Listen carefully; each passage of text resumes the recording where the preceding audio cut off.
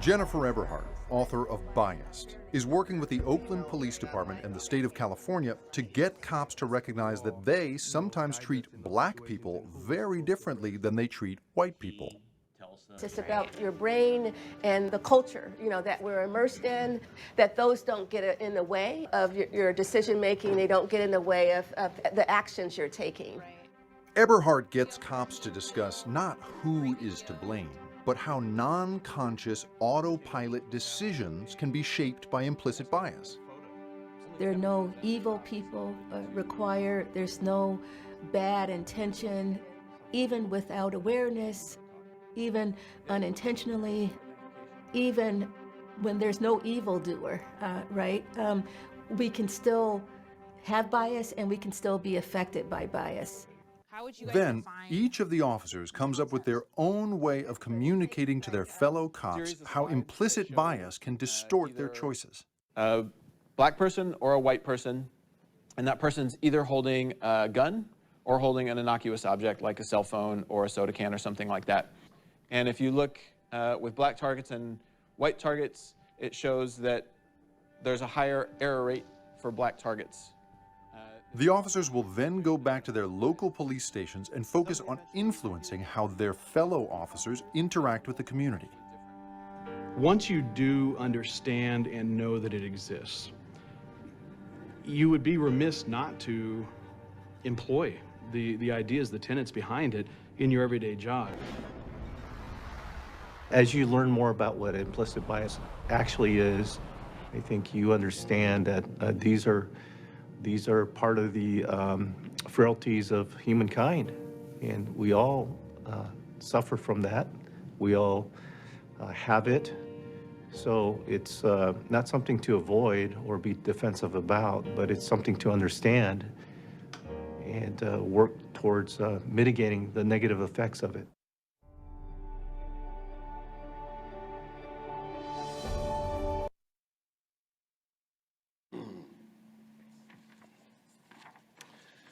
So I have three more. Turn me down a little bit. I have three more sermons before I go on a much-needed sabbatical. And I want to make every word I say today count. It will take a revolution of the mind in humankind to change this world. It will take a heart transformation to get us beyond race, systemic racism, and cultural prejudice. I do remain hopeful, but I know this will be hard and long, this journey. And we must all stop being naive about the reality that we live in. It is a constructed, mediated reality where white is right. Now, as you know from the video that you just watched, and life in general, police forces have been trained to see the world this way. I have a cousin who's black who tells me that the police are trained to look for certain things and look for certain clues, look for these biases. And now in Oakland, God bless Jennifer Eberhardt, who wrote the book Biased. She's trying to do this work to help these police officers relearn, to unlearn and relearn how to be effective police law enforcement officials. Of course, the video reminds us of what we already know from the television, from the media: black bodies, brown bodies being gunned down regularly, historically. It's not new, but I do applaud what they have been trying to do in Oakland. We need more police forces taking on this re-education work, because that's really what we're talking about. Changing the mind, changing the consciousness is a re-education process.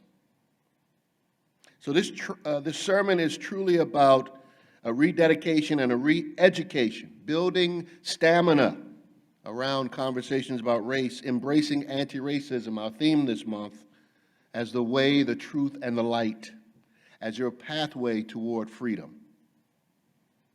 Now, UUCA, I want to ask you a question, and I don't want you to answer it out loud, but I want you to think about it. It may seem a little out of context to what I just said. So if you want, close your eyes. When you think of the person, Jesus Christ, what is the color of his skin?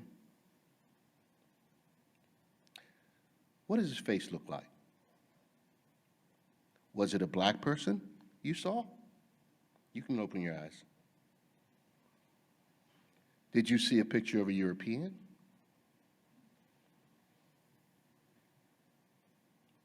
What image did you see?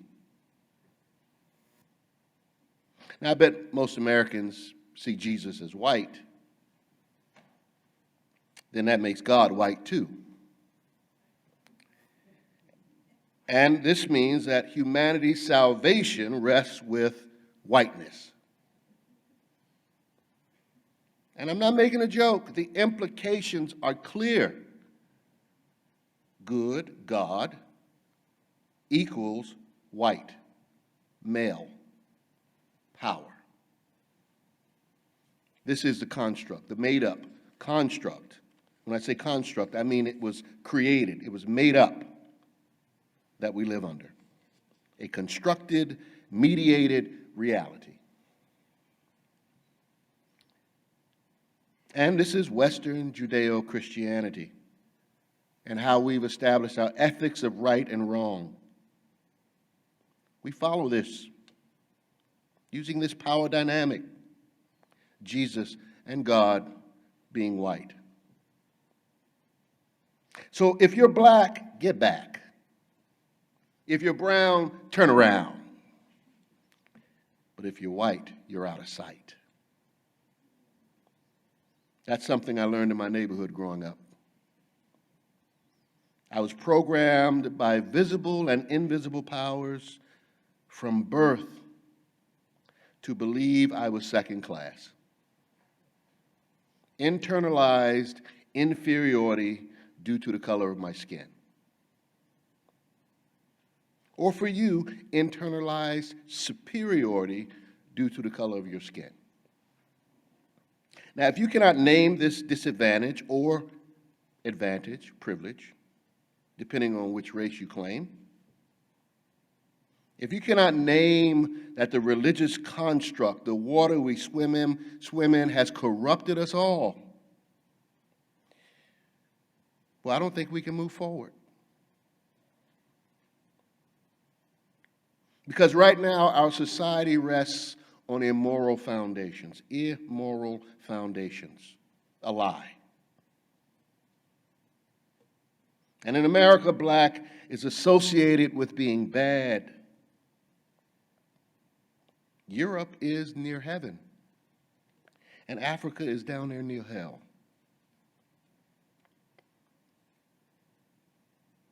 It's white versus black. Now, it's more than that, of course. There are many isms. But the black-white racism is the primary dichotomy that we must face today. Our friend Robin DiAngelo names this white moral dilemma as the white-black moral dilemma as the ultimate.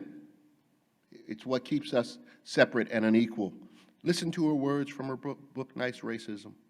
When I envision, and she's a white lady, by the way, when I envision the racial construct upholding white supremacy, I see two anchors fixing it firmly in place. One anchor is white and the other is black.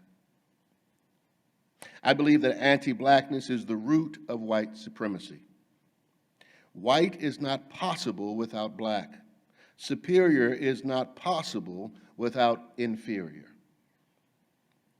Racial trauma therapist Resmaa Menakem powerfully writes, she says, "The white body is the supreme standard by which all bodies, humanity shall be measured." If the white body is the standard of humanity, then it stands that the black body is inhuman and the antithesis of humanity. Every hue further away from that standard is deemed less human, end quote. D'Angelo continues, in the white mind, black people are the ultimate racial other, or antithesis of white. Again, this does not mean that other racialized people don't experience trauma and racism, or that the dynamics I describe here don't apply, but the dynamics I'm describing, D'Angelo is saying this, are made most visible when we view them through the relations between white and black people, end quote. So what are the implications? I think you know already. How has this governance, this empire, traumatically impacted black, indigenous people of color in general, and how they see themselves in their experience? And how has this constructed reality of racial superiority impacted white people and how they experience blackness? D'Angelo is right.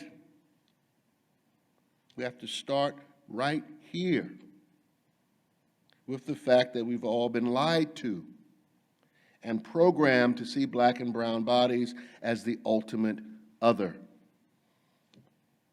In America, in the Middle East, in Southeast Asia, all over the world. And so we need a true spiritual revolution of the mind.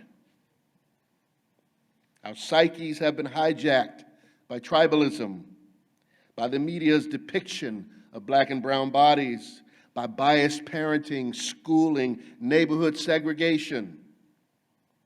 And the biggest one of all, religious moralism, which helped set the standard a long time ago when Rome made Christianity the religion of the empire and Europeanism as the standard of what is right. I only have 3 sermons left. They may not want me to come back.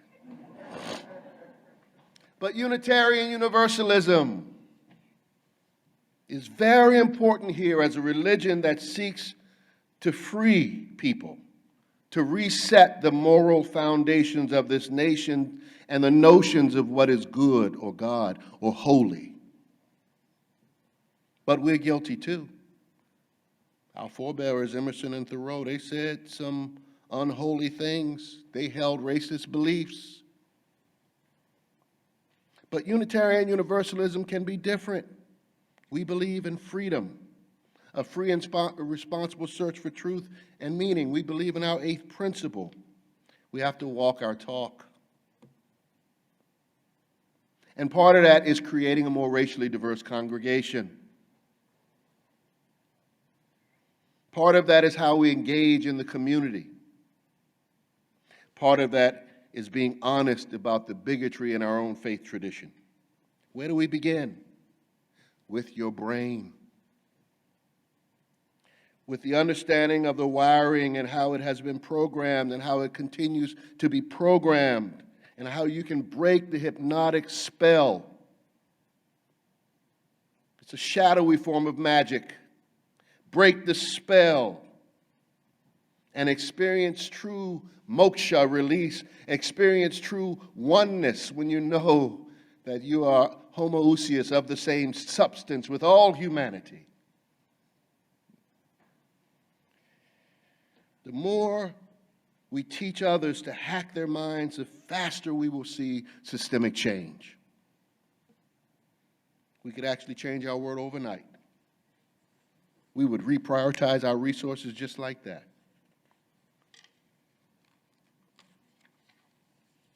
So what can you do?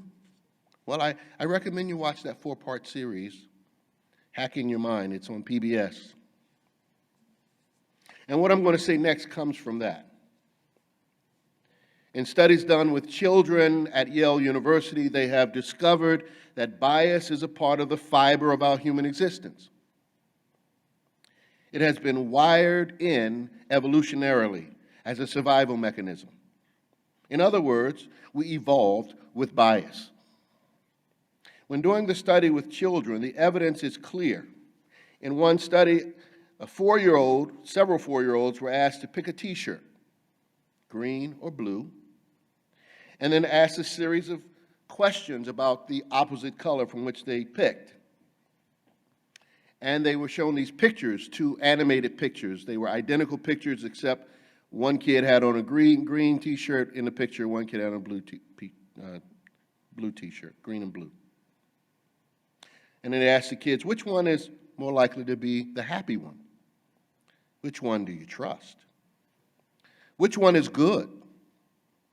And most of the time, regardless of race of the child, the kid said that the picture of the child with the opposite color from the one they'd chosen was distrustful or sad or mean or bad. Whatever was the opposite of the T-shirt they'd chosen. And the researcher said it was clear that humans at a young age know that to survive means aligning with things that are similar to themselves. And that it's natural to assume that the opposing side is not as good or even threatens one's survival. And here's the thing, the researcher said the children were not even aware of the bias. They did not know that they were picking the opposite of what their team was. It was unconscious. And this was without adding race into the mix. Humans are naturally biased creatures. There's no denying this now. Author Daniel Kahneman, he won the Nobel Peace Prize. He's known for his research on the brain, and he developed a simple explanation. Kahneman says that we basically have two operating systems in our brain: a fast-thinking autopilot system and a slow-thinking reasoning system for more difficult analysis. Both systems have an aversion to loss, preventing pain. But one is on autopilot, fast thinking, like when you drive your car or when you respond to someone about something very familiar, something that you know, you can just respond with little effort. And then there's the slow thinking system. This one takes a little time. You've got to, very quickly though, collect data. It uses a lot of physical energy. When we tap it, that energy gets used up quickly. And that's why when we are tired or hungry, we have difficulties with high-level mental tasks. That's why some of you are getting sleepy now, because I'm making you think. I am tapping your slow thinking. When you are exhausted, that autopilot system takes over. And this is when you say mean things, or snap, or shut someone down in a conversation. Studies show that humans prefer using their fast-thinking brain because it's more efficient. So when we are in difficult conversations, conflict, especially conversations about race, oftentimes people shut down. Their capacity gets exhausted. So white racial stamina needs more calisthenics. Many do not have the vocabulary or the history or the understanding of the subject matter, and so their slow-thinking brain gets overloaded very quickly, and then the autopilot kicks in with misinformation, trying to shut the conversation down. When we get threatened, the auto system kicks in with what it knows, and if it's ill-informed, it can do much harm. That's January 6th. That's the state of white America today. People afraid, and the documentary is so clear, afraid of what the world is becoming just a little bit more fair. The threat to the tribe, to the power, the unwillingness to adapt. And they'd rather burn a whole house down. White rage. To adapt is to grow our souls, is spiritual work, is to rewire by educating yourself, not running away, being willing to learn something new, taking those classes that we're offering here at the church, learning more about yourself spiritually. That empowers. After a while, it hurts. You know, it's exercise. And most people, until it becomes a habit, we don't like exercise.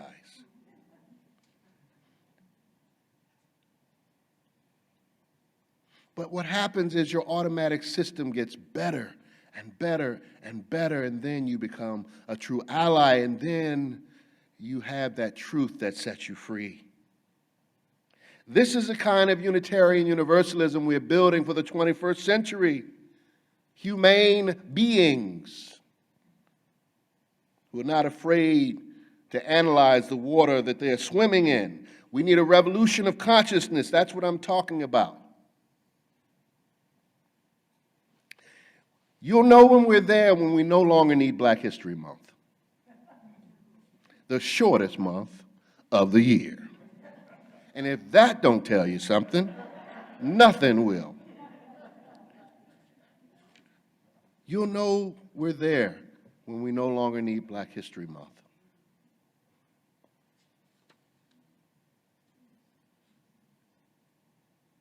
Which reminds me about what's happening in Anne Arundel County. I am aware about, and across the country, people banning books. I saw this meme on Facebook. If they're banning the book, make sure you read it. Get that book for your children. And people trying to, take away certain ideas, teachings about history, critical race theory, white racial stamina. It's just not there. That resiliency that my ancestors got was beaten into us and worked and labored into us. That white people have to develop some racial stamina. Gotta get tougher.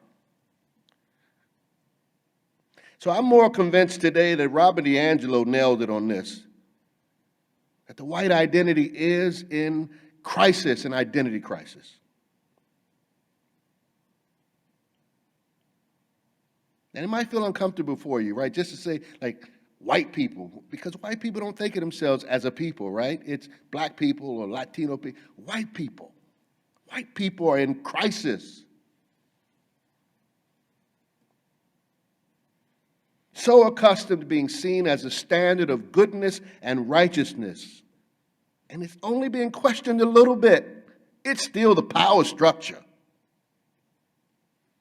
And just a little bit sends everybody in crisis.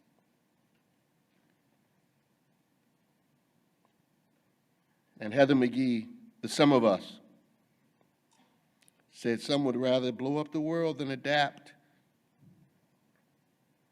But I believe we are going to save this world. I do. The good people will save this world. There are more of us.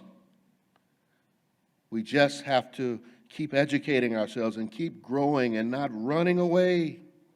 Keep inviting. Keep growing our souls, believing those principles that we say we believe in. Stop being afraid.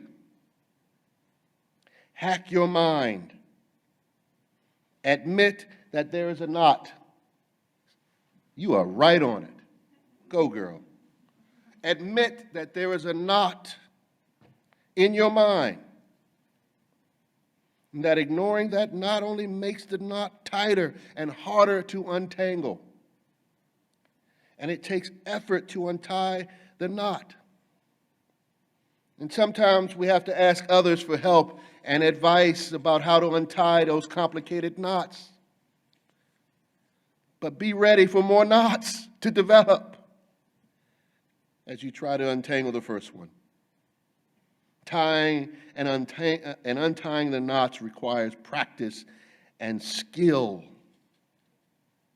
Racism is insidious. It's embedded in our culture and preferences. There is no greater work than dismantling it. In fact, it is the only work.